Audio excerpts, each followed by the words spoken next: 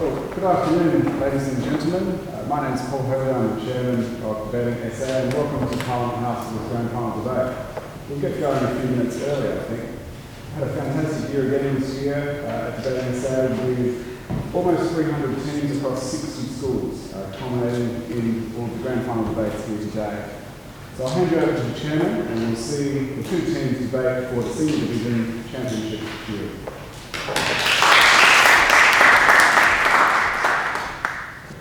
Good afternoon, ladies and gentlemen, and welcome to the 2021 Senior Debating Division. My name is Sipra Mukunda, and I'm the chairman for this debate. The timekeeper is Christopher Oliver. The topic of today's debate is that the Australian versus Afghanistan men's cricket in Hobart should go ahead. The Affirmative team, seated towards my right, is from Christian Brothers College, consisting of the first speaker, William Hambridge Hay, the second speaker, Sunny Lee, and the third speaker, Archie Lohman. The negative team, seated towards my left, is from Pembroke High School, consisting of the first speaker, Sunny Chen, the second speaker, Conrad Stockton Smith, and the third speaker, Max Stewart. This grand final debate will be judged by a panel of 5 adjudicators, who are James Baker, Jonathan Paredes, Lillian France, Lucas Hazard, and Sophie Sabazber. The speaking time for this debate is 8 minutes. A single warning bell will ring at 7 minutes, and a double bell will ring at 8 minutes. If required, a continuous bell will sound 30 seconds after the second bell, indicating that the speaker must conclude their speech. I ask now that all mobile phones and any other electronic devices are switched off for the duration of the debate. With that being said, I declare this debate open, and I call upon the first speaker, William Hambridge Hay.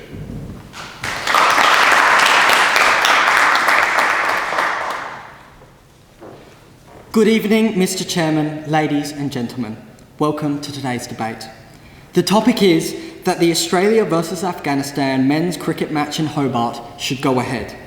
We, as the Affirmative team, wholeheartedly agree with this statement.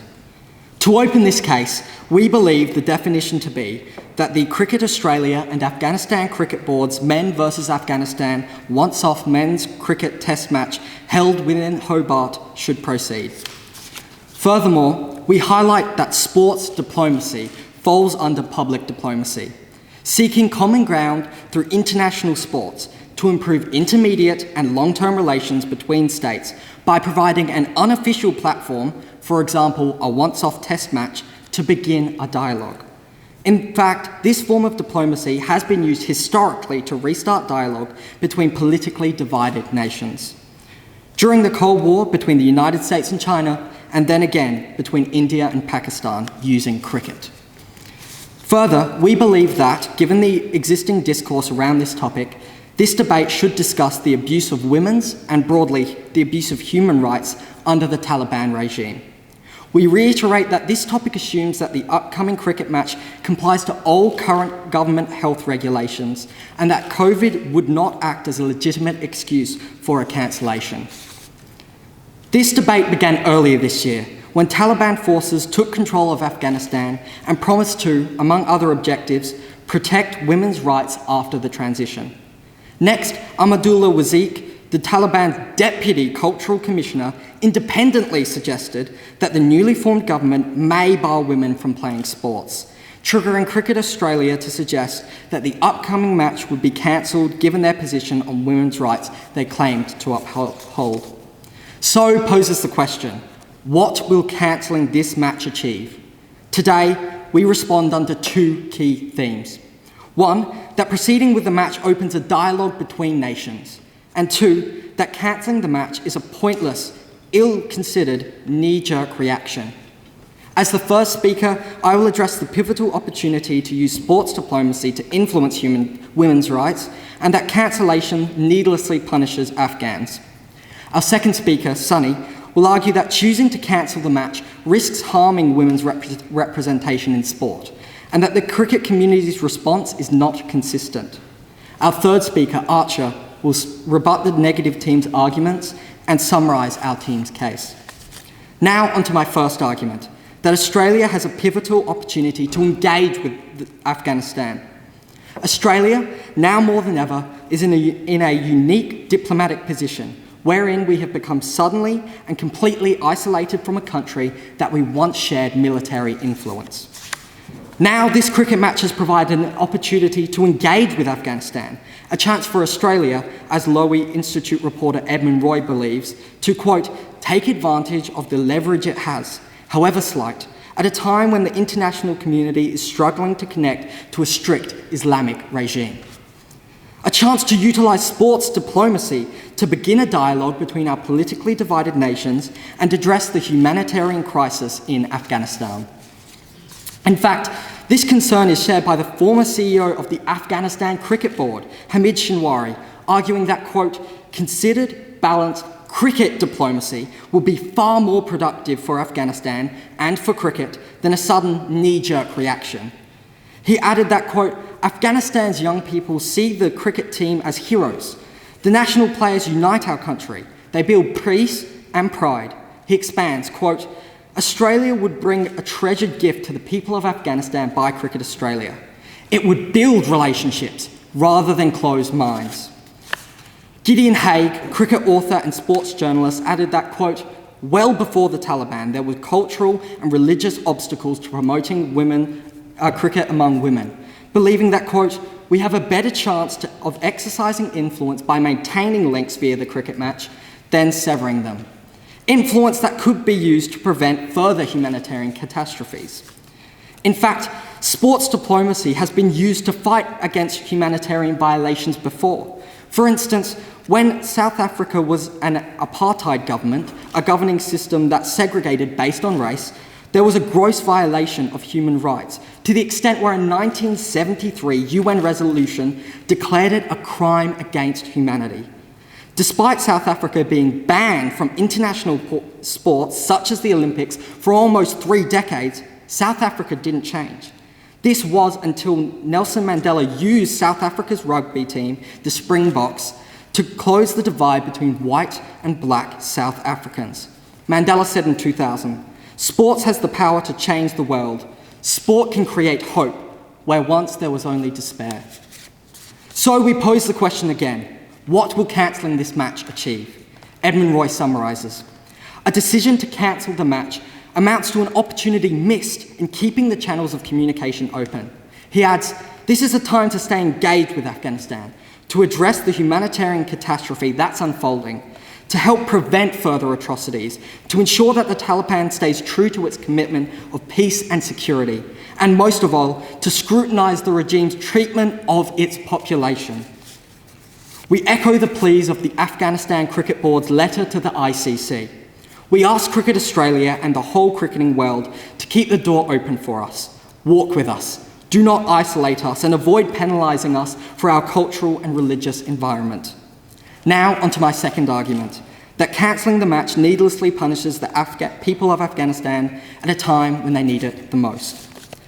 A member of the Afghanistan Cricket Board, Shakif Stansinak, explained, quote, we gained momentum and respect through cricket. Cricket has meant we are now proud to be from Afghanistan. We have Rashid Khan, Mohammad Nabi, role models on the global stage. We have talent, but my biggest worry is that we will lose our identity through isolation. Further, the former CEO of the Afghanistan Cricket Board, Hamid Shinwari, stated, quote, 63% of our population, or 27.5 million people, are below the age of 25.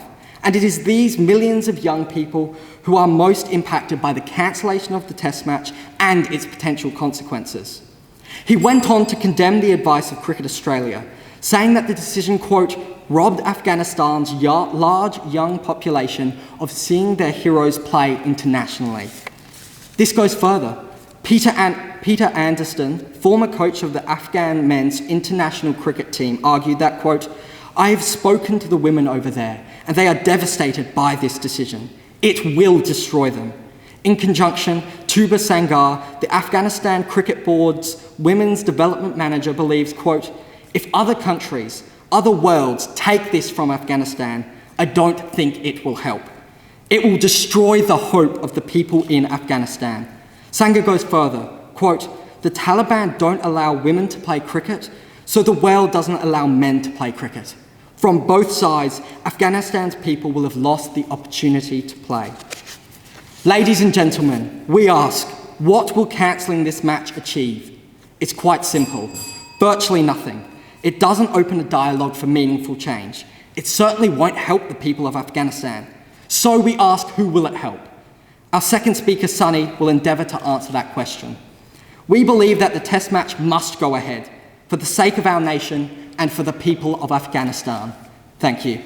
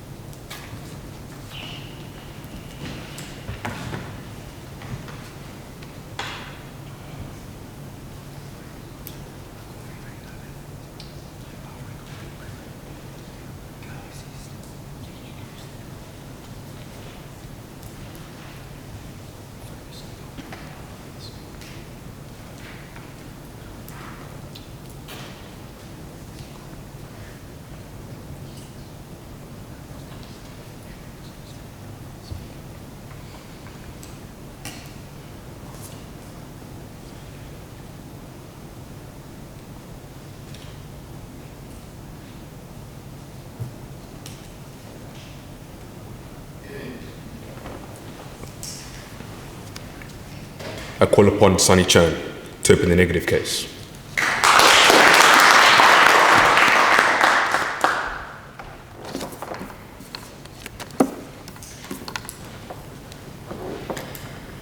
Good afternoon, ladies and gentlemen. The topic for today's debate is that the Australia versus Afghanistan men's cricket match in Hobart should go ahead, and we, the negative team, is totally unsupportive of this statement. We accept the definition provided by the Affirmative. We would like to begin the debate by acknowledging the traditional custodians of the land on which we gather, the Ghana people who we recognise are still alive and respect their elders, past, present and emerging. As the first negative speaker, I will be offering insights about how the human rights abuses, more notably the issue of gender inequality and mistreatment of Afghan females by the Taliban, hereby referred to as the Islamic Emirate of Afghanistan. I will also address about how both the Australian government and the International Cricket Council has vowed opposition and reluctance to the proceeding of the games in Hobart, as the Islamic Emirate of Afghanistan is not possessing a national women's cricket team and it's a violation against the ICC requirements. Our second speaker, Conrad, will speak to you about how there's precedent for such a match should not go ahead and how the match brings about insults to war veterans who fought in Afghanistan.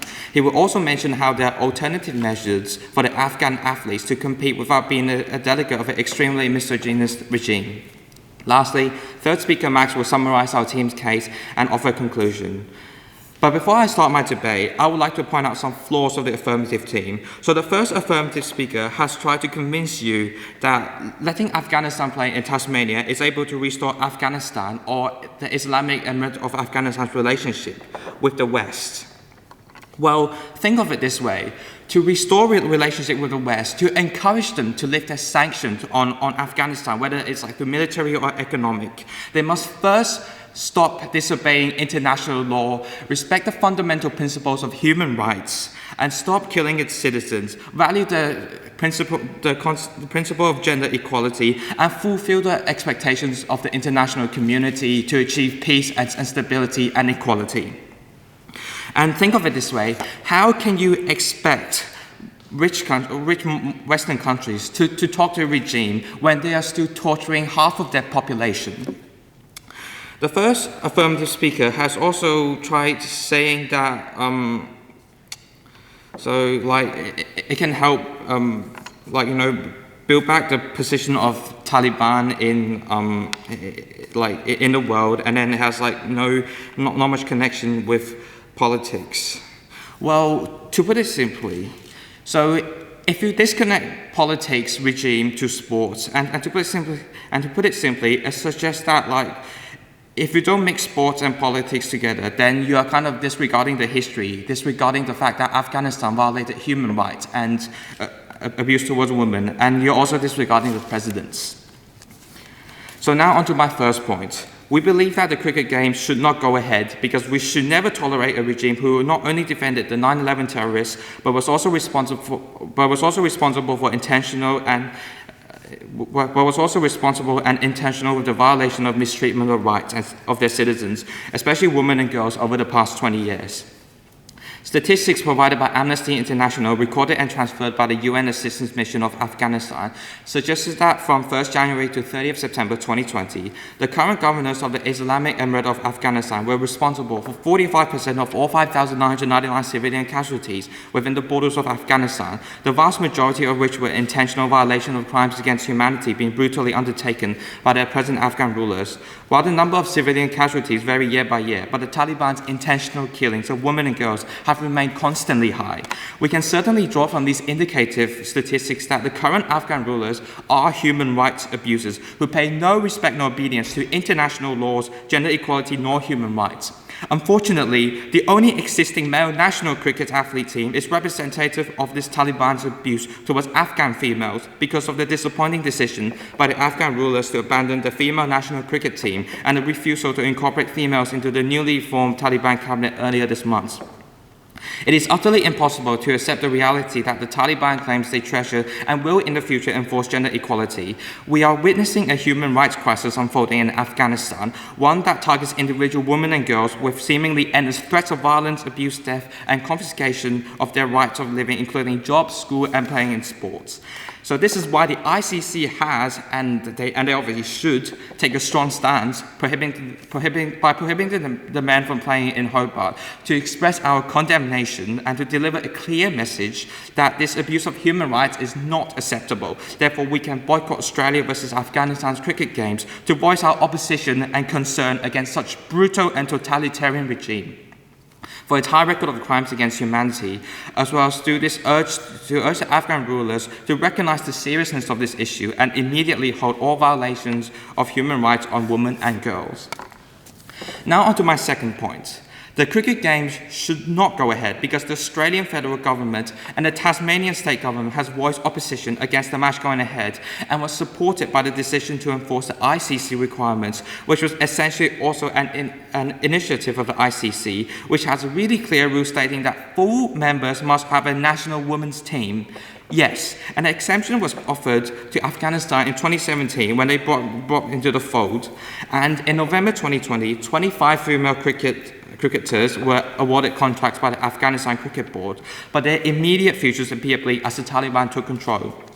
Early on in the regime, there was indications that the Taliban would not allow women to play cricket at any level because their faces and bodies may be exposed. Taliban official Abu Hakwasi cited that it was unnecessary for women to play cricket. He says, in cricket, they might face a situation where their face and body will not be covered. Islam does not allow like this. Well, this is outrageous, isn't it? Women and girls are entitled the fundamental right to make decisions about what they wear and their bodies. Ladies and gentlemen, this is not about religion nor belief, but this is about extremism and violation of human rights. It is also about the rules. The ICC could not be clearer in stating that to be eligible for the Afghan national men's cricket team to play internationally at international cricket matches, full members must have a national women's team. Cricket Australia's statement on this issue ran to just 3 lines, but in a packed punch, putting the Taliban on notice that parading a men's team around the world as a propaganda exercise while banning women from playing the game would not be tolerated on Australian soil. Ladies and gentlemen, we certainly can't be tolerating that. Cricket Australia Chief Executive stated that driving the growth of women's cricket globally is incredibly important to Cricket Australia. Our vision for cricket is that it is a sport for all. This position has been supported, though not initiated, by the Tasmanian government and the federal governments. Tasmanian Premier Peter Goodwin said he has real concerns about Hobart hosting the first ever test match between Australia and Afghanistan after the recent takeover of the country by the Taliban, and both the Federal Assistant Minister for Defence and the Minister of Sport have condemned any plans for the Afghan men's team to play. In conclusion, ladies and gentlemen, today we aren't talking politics nor religion in sport. We're expressing our concern against violation of human rights and urge the need to respect human rights. We are also supporting the right of the ICC in upholding their reasonable rules of prohibiting the Afghan men's national team to play unless they possess a women's team. The ICC, the Scott Morrison administration, citizens worldwide, and our team, alongside everybody else supportive of human rights, all believe that Australia versus Afghanistan's men's cricket match in Hobart should not go ahead. Thank you.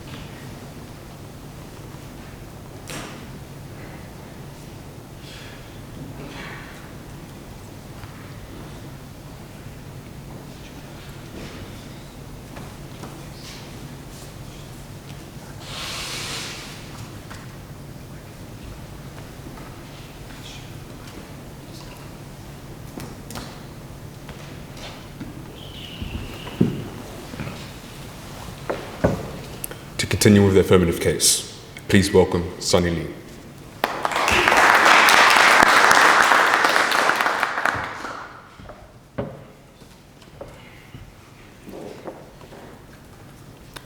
Good afternoon, Mr. Chairman, ladies and gentlemen. The topic for our debate today is that the Australia versus Afghanistan men's cricket match in Hobart should go ahead. And we, the affirmative team, ask, what will cancelling this match achieve? As our first speaker has already discussed the advantages of seeing this match through, namely the effectiveness of sport diplomacy and support of women's sports, as well as how cancelling the match is wrongly punishing and robbing the Afghan public of their most popular sport. But before I begin my arguments, I'd like to rebut some of the opposition points. So the opposition has said that not playing the match against the Afghanistan men's cricket team will in some way help or assist the women of Afghanistan against their treatment at the hands of the Taliban. While we acknowledge that the Taliban are indeed treating the population poorly, however, the cancellation of this match will only aggravate them. Like I will further explain in my argument, it will only harm women, not help them. So, firstly, the Taliban government was stated quite clearly that they will not compromise on their Islamic beliefs over the cancellation of a cricket match. Abdullah Wazik, the deputy head of the Taliban's Cultural Commission, said that we will not cross Islamic values even if it carries opposite reactions, further claiming that they do not believe sport to be a necessity for women. Furthermore, Peter Anderson, who coached the Afghanistan cricket team and spent years in Afghanistan, stated that it's a really short-sighted and poor decision, and then followed this with, they, the Afghani women, are devastated by this decision. It will destroy them. The women will end up copping the blame for this. In a feudal tribal society, that is the way it will work. Sometimes the people you think you are helping are the ones you do the most damage to. So, in summary, not participating in this match will do much more harm than good. Now, I'll first be discussing how, in fact, cancelling this match will harm the women of Afghanistan and their rights. Then, to answer the question posed by our first speaker, William, who will it help? I will be discussing the self-contradictory nature of Cricket Australia's decision. So, cancelling the cricket match will not help the women in Afghanistan, but rather harm them. Former Afghan Cricket Board, or ACB CEO, Hamed Chumwari, said, cancelling this game would not change the culture and religious values of Afghanistan. Furthermore, Chuba Sangha, the women's development manager at the Afghan Cricket Board, said, if the ICC, or International Cricket Council, or other countries boycotted Afghanistan cricket, it won't help women to play cricket. We find especially compelling that the female manager of the Afghan women's teams herself has said that this decision won't help women to play cricket. Sangha further continued by saying, a refusal to play Afghanistan's men's would not help at all. reasoning a woman in Afghanistan knows about cricket because of the men's team. When Afghanistan men win a match, girls are thinking, one day I should play for Afghanistan too. Like our first speaker has already stated, Sangha herself believes if other countries take this from Afghanistan, I don't think it will help. It will destroy the hope of the Afghanistan people. So Shinwari and Sangha have both agreed that the cancellation of this match will not only do nothing to change the Taliban's cultural and religious views, but it will not help women to play cricket. Gideon Haigh, cricket author and sports journalist, called the decision a well-meaning but premature response from cricket authorities, reasoning that down the track, when other options are exhausted, you might consider sanctions, but that's not necessary now. Moreover, Peter Anderson, who coached the Afghan team, wrote that, I think the cancellation is a really poor-sighted and bad decision. I've spoken to the people over there in Afghanistan, and they are devastated by this decision. The women will end up copying the blame for this. He added, in a feudal tribal society, that is the way it will work. Sometimes the people you think you are helping are the ones you do the most damage to. You cannot change over things overnight. Do you think this ban will worry the Taliban? Honestly, they won't give a crap, he ended. So, who is this decision going to help? Frankly, this will only push the blame onto women and harm them, not help them.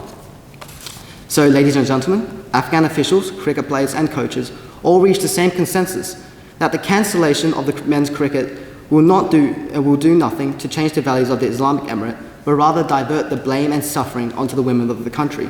So I ask, who will cancelling this game help? To echo the words of Sangha, this short-sighted and completely premature decision won't help women play cricket. Now, the cancellation of the match is simply grandstanding, a moral high ground exercise, a PR stunt lacking any real capacity to legitimately improve women's rights in Afghanistan. Cricket Australia's decision is self-contradictory in nature. As Nick Skinner, writer for Emerging Cricket, explained, Afghanistan was promoted to full membership in 2017. The ACB, the Afghan Cricket Board, was granted an exemption from the ICC's development criteria pertaining to women's cricket. This exemption was knowingly approved by all of the then full member boards, including Cricket Australia. He believes that given the ICC and its full members all explicitly gave the ACB permission to continue without a women's team, it becomes faintly absurd to see them now using the virtually non-existent women's team as a justification for punishing the ACB. He said, it makes no sense to decry recent media reports that women's cricket will not be supported in Afghanistan when that has been the case, the status quo, for almost all of their existence as an ICC member.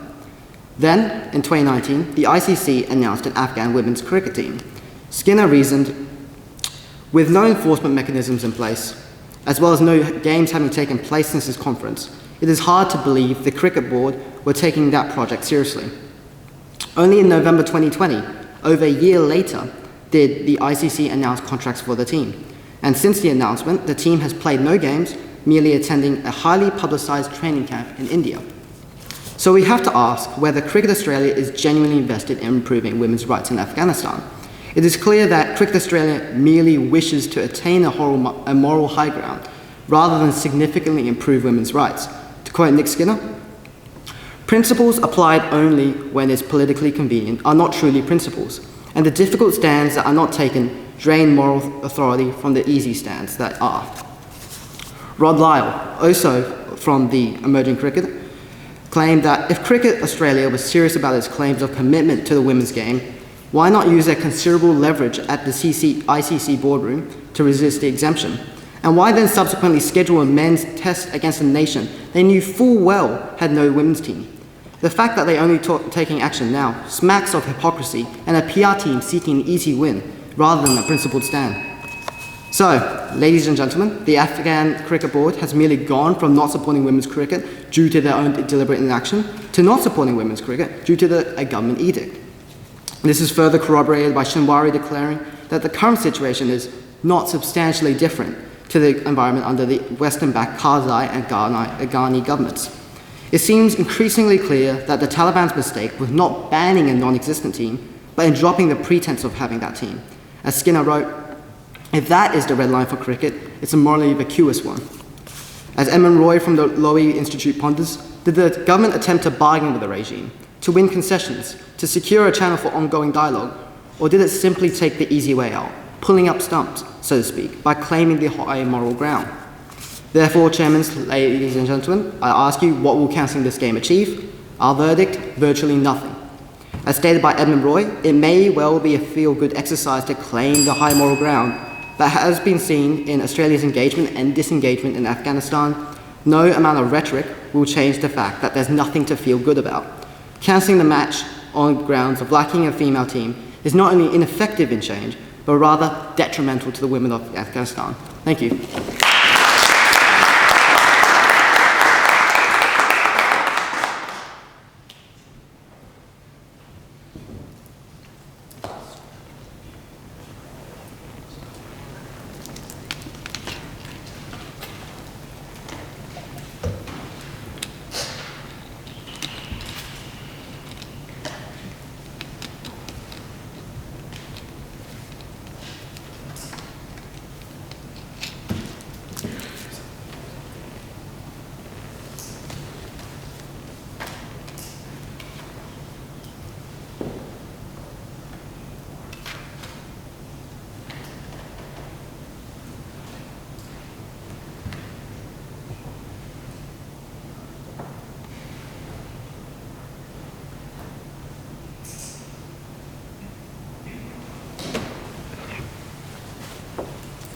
To continue in the negative case, please welcome Conrad Stocksmith.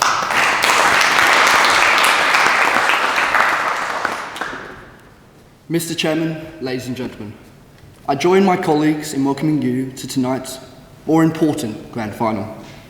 It is my honour to speak to you at such a prestigious institution.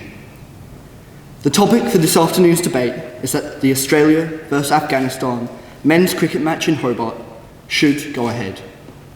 We, the negative team, strongly disagree with this statement, and our first speaker, Sonny, has already highlighted how holding the match makes us appear to condone what is happening in Afghanistan. He mentioned how it is against the ICC rules, with the national women's team required in order to compete, as well as the fact that governing bodies are against the match going ahead. As second speaker, I will explain how there is precedent for such a match not to go ahead. I will talk about how allowing the match to go ahead would be an insult, especially to war veterans. Finally, I will show how there are alternative ways for the athletes to compete without being representative of an extremely patriarchal and misogynist regime. Our third speaker, Max, will rebut the opposition and sum up our team's case. But before I begin, it is important that I address some of the flaws in my opponent's arguments. The Affirmative has tried to suggest that stopping the match will backfire and ruin opportunities for women and girls to participate in sport, referring to the Afghan Cricket Council. As the negative team, we refute this. We understand that the Cricket Council in Afghanistan should not be held responsible for the acts of the Taliban. However, this is still about achieving the fairest outcome, and a boycott is one way in achieving this, as I will discuss later on. They've also stated that stopping the match won't work. We don't know if it will work. When you are dealing with extremists like the Taliban, it is extremely difficult to influence their behaviour, but it doesn't mean we don't try. We have a moral obligation to make clear our views and defend the rights of women and girls in Afghanistan, including when it comes to playing sport. It may not work, but we have to try otherwise we risk condemning the views of a violent and misogynist regime. And in the days following the Taliban's decision, Australian cricket's governing body released a statement saying that they were left with, quote, no option but to cancel the first men's test match in Hobart on November the 27th. The second speaker also tried to suggest that having a men's team would encourage young Afghan girls to play cricket. How can they be encouraged to play a sport which doesn't even have a women's team in their nation, under a regime that is misogynistic? Now to my first point. Ladies and gentlemen, there is precedent in banning sporting events when a violation of human rights is involved. Today we are watching an unfolding humanitarian crisis in the Islamic Emirate of Afghanistan, one in which women and girls are targeted for abuse and the removal of their basic rights, including an access to education, employment, and are banned from playing cricket. This is not a debate about sports or politics, it's about common humanity, and we must object.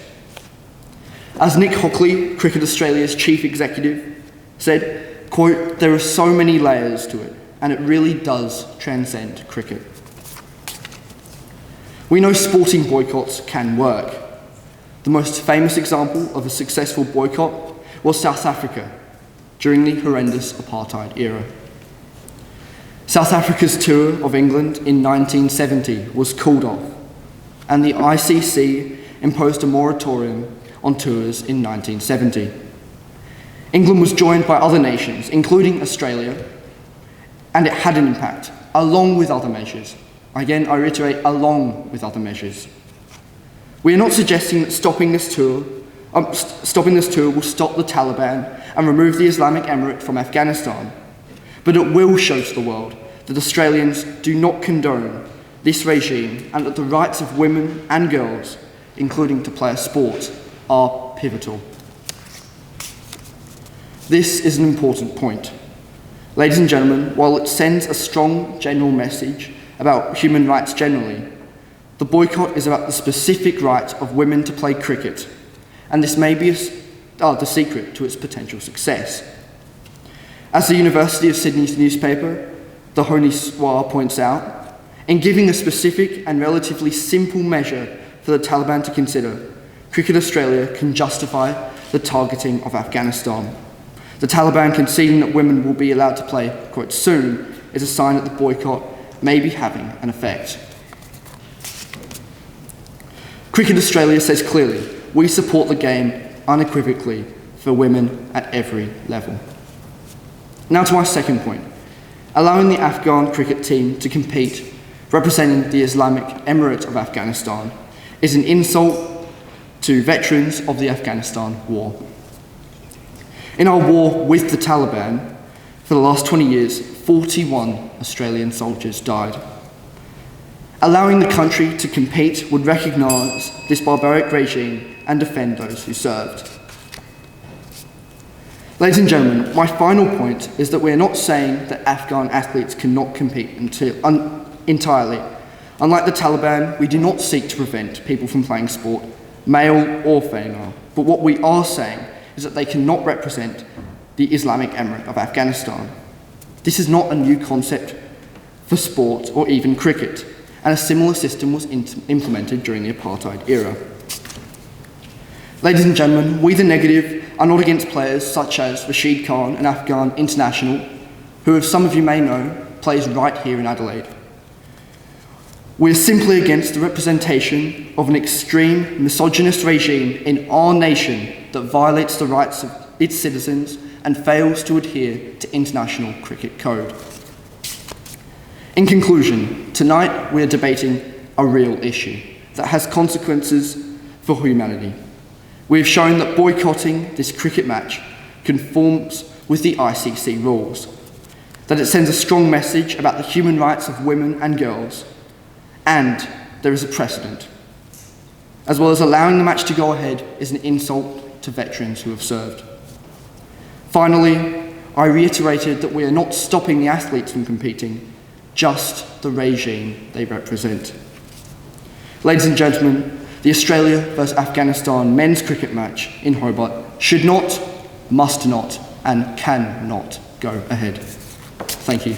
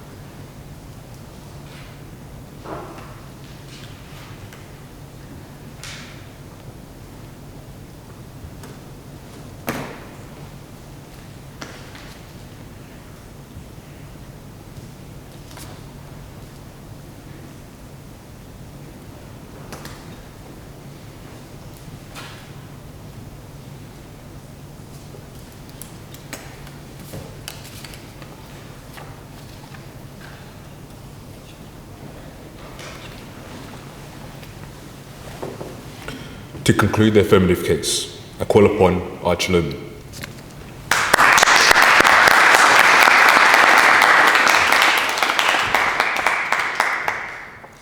Good afternoon, Mr. Chairman, ladies and gentlemen. The topic for tonight's debate is that the Australia versus Afghanistan men's cricket match should go ahead. As a member of the affirmative team, I once again ask, what will cancelling this match achieve? We believe that there are genuine positive benefits to holding this match and serious consequences if we cancel it.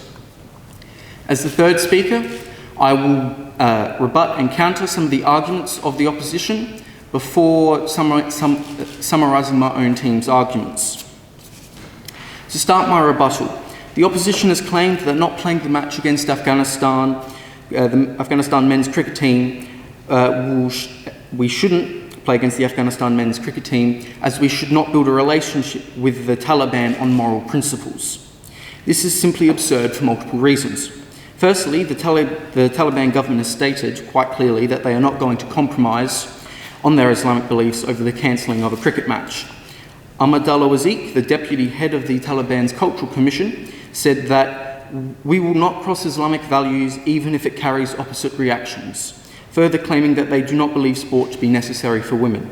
Furthermore, Peter Anderson, who coached the Afghanistan cricket team for many years and spent many years in Afghanistan, stated that it's a really short-sighted and bad decision, and then followed this with, they, the Afghani women, are devastated by this decision. It will destroy them.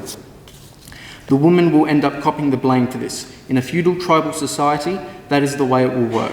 Sometimes the people you think you are helping are the ones you do the most damage to. In summary, not participating in this match will do so much harm that it is much better to play the match and engage in sports diplomacy than to cancel it on principles that will definitely end up harming the people we are trying to stand with. The first negative speaker also stated that the Taliban will respect international laws as a result of us cancelling the match.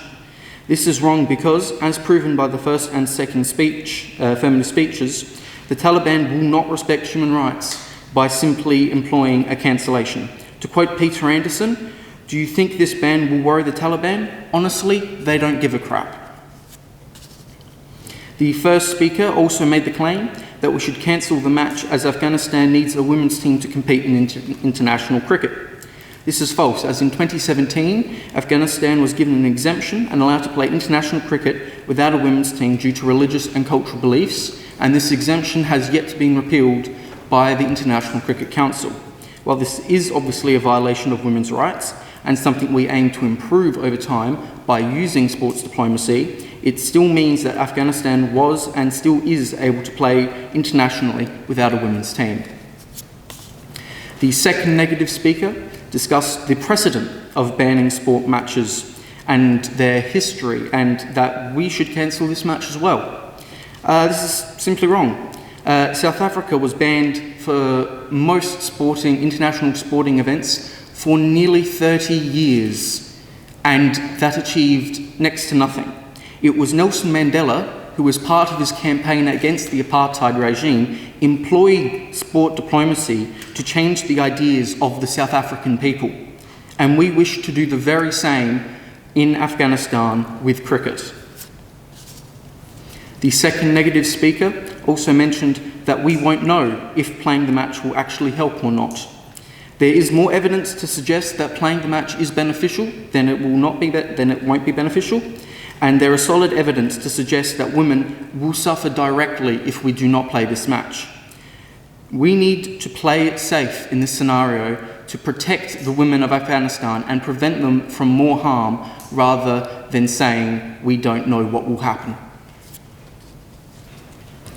The first negative speaker also argued that the government has pulled, the first and second negative speaker argued that the government has pulled support for the match, and this is frankly irrelevant. The government has no role in the proceedings of the match and shouldn't have any role in the proceedings of the match. In fact, the negative team has argued that, and I quote, "This isn't a debate about politics. If it isn't, why should government approval on the matter be considered highly relevant?" To start the summary of my team's arguments, Our first speaker's two key arguments were about the positive benefits of playing the match and needlessly punishing the people of Afghanistan. His first argument discussed the many benefits of playing the match, specifically about engaging with sports diplomacy, and he used the example of Nelson Mandela bringing together the white and black South Africans using the 1990 rugby team as a point of unification. His second argument discussed how cancelling the match is unnecessarily harming and punishing the Afghan people. He discussed the impact of cancelling the match on the morale and psyche of millions and millions of young Afghans, and how devastating it would be for them to be punished for a crime they have not committed. Our second speaker's two arguments revolved around the harms of not playing the match against Afghanistan, as well as the hypocrisy of not playing the match. His first argument outlined how the Taliban will lay the blame on women, and about how the Taliban ultimately do not care about the match being cancelled, using the quote by Peter Anderson, "They honestly don't give a crap." And then he discussed how the decision would crush and destroy the dreams of the Afghan people, for whom cricket is now the most popular sport throughout the entire country. His second argument discussed the hypocrisy and knee-jerk reactions of the International Cricket Council and Cricket Australia.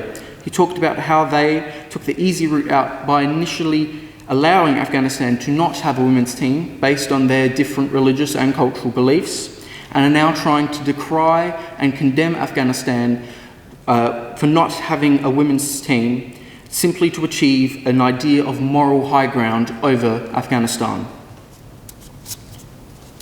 In conclusion, Mr. Chairman, ladies and gentlemen, we should play this match against the Afghanistan men's cricket team. Cancelling this match will harm the Afghan people, specifically the Afghan women who will be blamed for this. But more importantly, playing the match gives us the possibility of improvement. By playing this match and engaging in sports diplomacy with the Afghan people, we can keep their hopes alive and turn their hearts and minds into trying and improving the situation there, rather than just leaving it be. Thank you.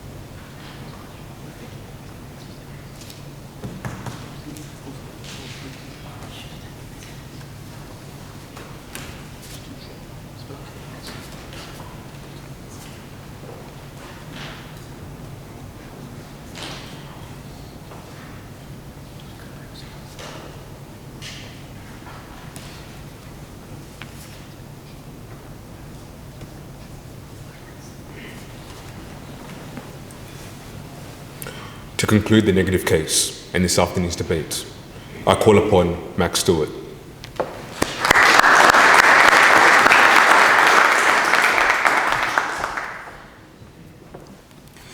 Good evening, ladies, gentlemen, and Mr. Chairman. The topic for today is that the Australia versus Afghanistan men's cricket match in Hobart should go ahead.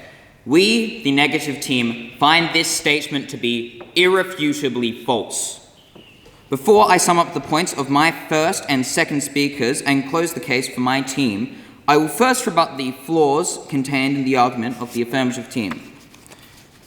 I will begin by rebutting the theme of politics. The first speaker of the affirmative team tried to tell you that by allowing the match to go ahead, we will be opening relationships as opposed to closing minds. This is wrong because the idea of closing minds was first put forward by the Islamic Emirate of Afghanistan when they repealed the women's team. The first speaker of the affirmative team also tried to tell you that the cricket match is an opportunity for reopening relations with Afghanistan. This is wrong because we can actually show our relation to the issue at hand better by refusing to allow their violent and outright misogynistic regime to be represented until they change. We do not move for the Taliban. The Taliban will move for us. The second speaker of the affirmative team tried to tell you that cancelling the game will only serve to aggravate the Taliban. This is wrong because cricket has become an important part of the Afghan national identity. To tell the Taliban that we refuse cricket when they refuse women's rights will have a huge role. Your third speaker also stated that cricket is the most popular sport in Afghanistan. So you've really written your own rebuttal there. The third speaker of the affirmative team also tried to tell you that the government has no role in the proceedings of the match. This is wrong because when they banned the women's team, they therefore took some form of control over the cricket teams of Afghanistan. Whether the men's team likes it or not, by proxy, they now do have to represent the emirate in this way. Now, to rebut the moral theme of this debate. The first speaker of the affirmative team tried to tell you that it is more troublesome for Afghan immigrants in Australia to see no game. This is wrong because the Afghan women were not able to compete, and this match would be to discount their rights and putting in systemic sexist inequality, which the ICC has already stated that they do not allow. Additionally, most of the Afghan people who live in our country as immigrants would face death if they were to go back to Afghanistan for helping us. So we simply want to stand in solidarity with those who stood with us. The first speaker of the affirmative team also stated that there is no reason to ban men from cricket on the basis of the ban on women. This is wrong because the ICC has stated that they cannot allow teams to put forward a men's team without having a counterpart in the form of a women's team.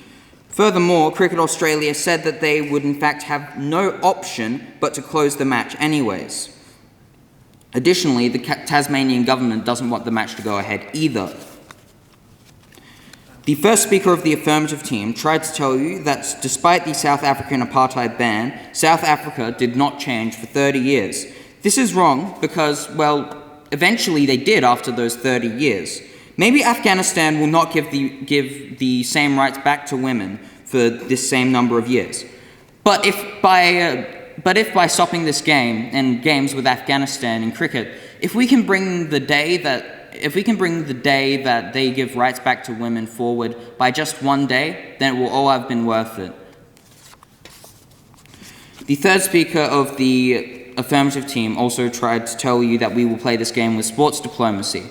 This is wrong because sports diplomacy is to be played by not playing the game. You show what you truly stand for by showing what you won't stand for. The second speaker of the affirmative team also tried to tell you that the more matches that are played by men, the more that the women will want change. While this is true that women will want change the more matches that are played by men, we instead think that it's more important that we actually stand with women as opposed to wait for change to happen. We are allies, not bystanders. The third member of the affirmative team tried to tell you that we should not attempt to cancel on moral grounds since the Taliban don't care. But as the third affirmative stated himself, cricket is the most popular sport in Afghanistan. They do not simply just put forward that the most popular sport will have no effect on the governing body. The second member of the affirmative team tried to tell you that by cancelling the match, this shows hypocrisy, as in 2017 there was no women's team, and in fact there was dispensation, but Afghanistan still had a men's team. While there was no women's team at the time, the gears were already set in motion for there to be one not so later on. However, the opposition argues that now that the women's team exists and has been removed, we should not care as it wasn't always there. But we argue that women's cricket, despite not having existed since the conception of the game was first played, is a highly important part of cricket today, and as such, we want to show that by being inclusive of the Afghan women's team.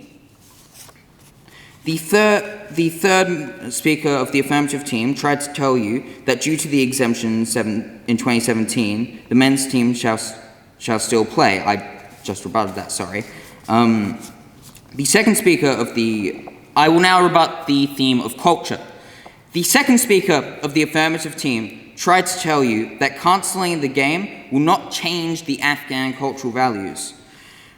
While maybe it might not change the cultural values, that's not what we seek to do. They forget that gender equality has already been part of their society for some 40 years while they were the Islamic Republic of Afghanistan. As it was for just a few months ago, we appeal to the feminist values that are already there to foster and grow them as opposed to dissuade religion like you think we do. Our first speaker, Sunny, spoke to you about the issues pertaining to human rights abuses, most notably that against women. He also mentioned how the bodies of the Tasman government and International Cricket Council, which host this game, are against it going ahead. Our second speaker, Conrad, spoke with you about the existing precedents within cricket recently and historically for use of sports diplomacy, mentioning the South African apartheid. He also highlighted that we are not banning the athletes, merely what they represent. He also spoke with you about the issues with seeing the flag of the Islamic Emirate and how that would be an insult to Australian veterans. So, in conclusion, ladies and gentlemen, we simply cannot allow the Afghan men's team to compete because, as the ICC agrees with us, it is immoral to think that, as was stated by the deputy head of culture in Afghanistan, it is simply immoral to think that, quote, it is unnecessary for women to play cricket. As a nation, we simply don't stand with them, and we don't stand for it. Thank you, and goodbye.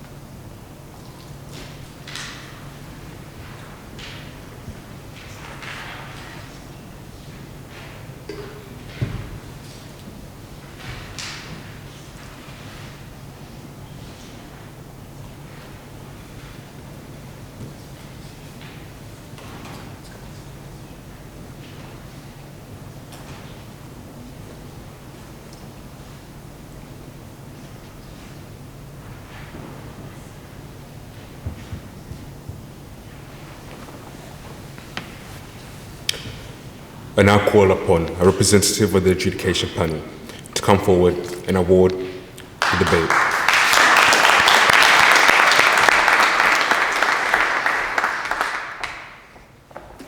Good afternoon, everyone. My name is Mr. Baker and I'm a representative of the adjudicating panel this afternoon. I would firstly like to congratulate both teams on what was a very enjoyable debate. Well done, both teams. Tonight, or rather this afternoon, because it is a panel, we've talked about this before, of 5 adjudicators, no feedback will be given. And so I can announce this afternoon in a unanimous decision that the winning team is the Affirmative team, Christian Brothers College.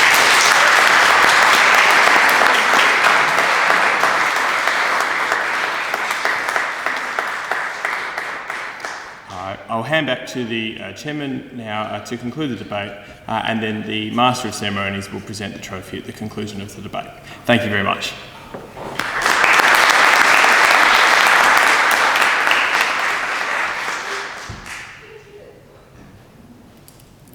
I call a member of the runner-up team to give a vote of thanks. So good afternoon. Thank you to everybody for coming out to what is indeed a prestigious chamber, and we want to especially thank the Affirmative team. Obviously we wouldn't have done it without you. The debate could have gone either way.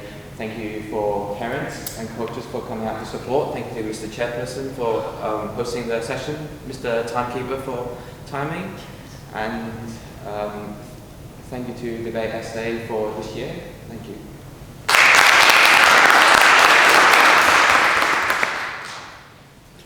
I call upon a member of the winning team to return and give a second vote of thanks.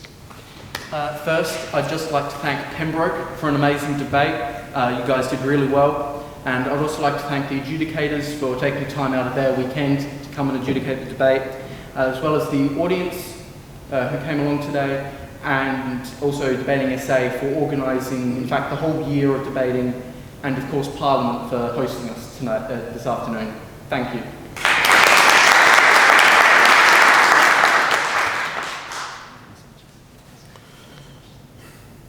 Ladies and gentlemen, thank you for your attendance. As it's been said many times today in this prestigious chamber, I now declare this debate closed.